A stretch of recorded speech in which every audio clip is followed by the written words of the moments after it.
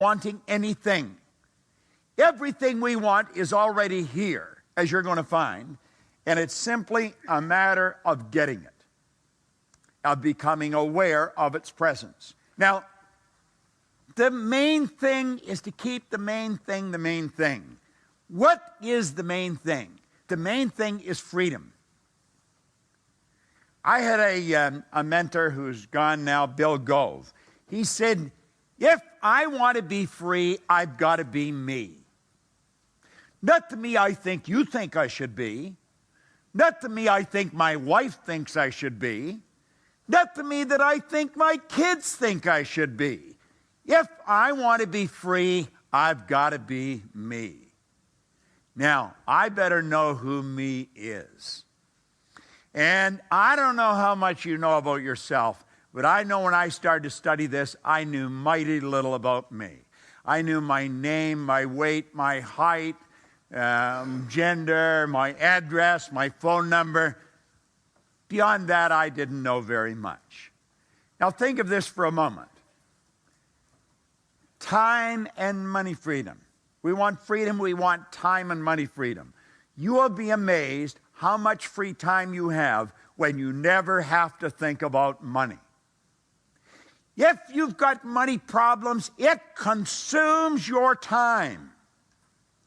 Everyone used to phone me, where's the money, where's the money? I used to think, God, if I knew where the money was, you wouldn't have to phone me.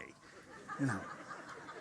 I was earning $4,000 a year and I owed $6,000. That's not a good position to be in. You see, it was even actually hopeless because I would have to take every cent I earned for 18 months just to break even. I would have nothing to live on. So, you know, I think there's a lot of people that live like I was living. Yet it's not fun. Yet it's not even living, it's existing. Well, time and money freedom. What do we mean by that? We want to have the time to do what we want to do when we want to do it. And we want to have the money to be able to afford it. Yet used to be that if I went in a store, I used to look and leave. I like to be able to walk in, and if I see something I want, I get it. And the price tag should be the last thing you look at. Yet you should never dicker around for price. Whatever they ask, give it to them. And then don't dicker with your time. If somebody wants to hire me, they pay what I want. If they don't want to pay, that's fine.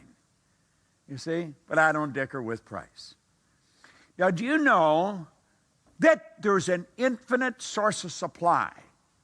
And all religion and all science have always taught that. This isn't my idea. It is something I have become aware of. Now get this. When you're dealing with infinite, you can never take more than your share. There is an abundance for everybody. You watch most people, they go shopping. The first thing they look at is the price tag.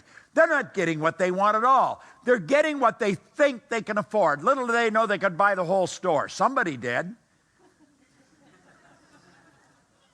This is important we get this straight.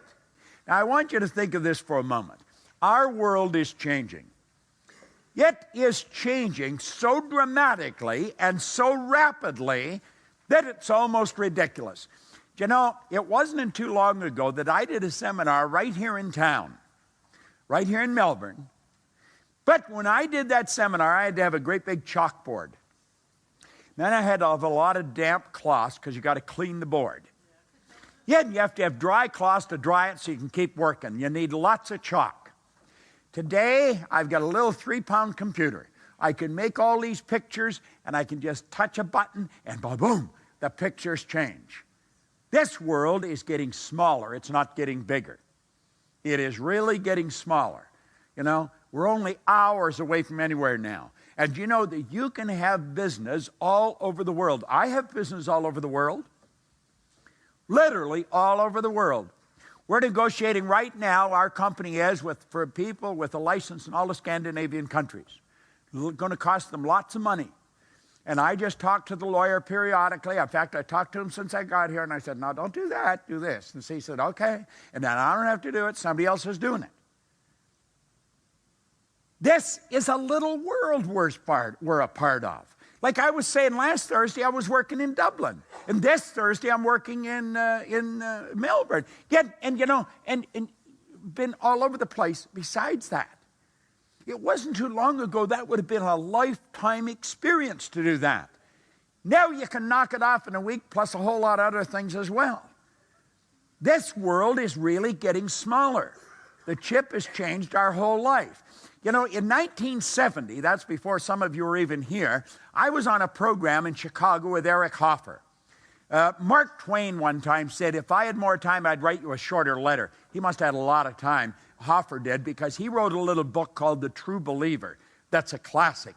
But on this program in 1970, the Human Resource Congress, he said, in times of change, the learners will inherit the earth. I took that to be metaphoric for that you'll be happy, healthy, and prosperous. Yet in times of change. Now, you see, things were really changing in 1970, but by comparison, they weren't even warming up. Look at the speed we're moving at today. In times of change, the learners will inherit the earth, while the learned find themselves beautifully equipped to deal with a world that no longer exists. See, school leaves us with the idea that there's such a thing as a learned person or an educated. Do you know there's no such thing as an educated person? That's a misnomer. I don't know who thought of it, but it isn't so.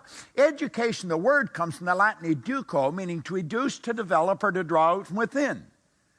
There's no such thing as a learned. You're either learning or you're not. Yet you see the people that got the degree and they think they've arrived, they're wondering what's happened. This world is changing. Yet if you want to keep going, you got to keep studying. You've got to keep learning.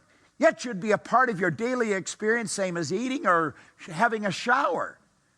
Yet it's got to be something we're doing all the time. If we will, we'll inherit the earth. We'll be happy, healthy, and prosperous. Like I said, I'm going to be 73. I got more energy than most people, 23.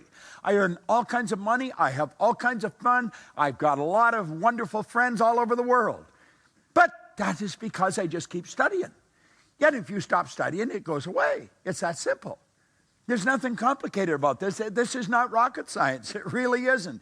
This chip has changed our whole world. Yet it's changed it like night and day. Now, I know there has to be at least one or two of you in the room that has never studied what we're going to be talking about. You want to thank God that you're here. See, I happen to believe you're always in the right place for the right reason at the right time. This is the most powerful stuff that you're ever going to lay your hands on. It's like I said, I've got license to brag about it because none of it's mine.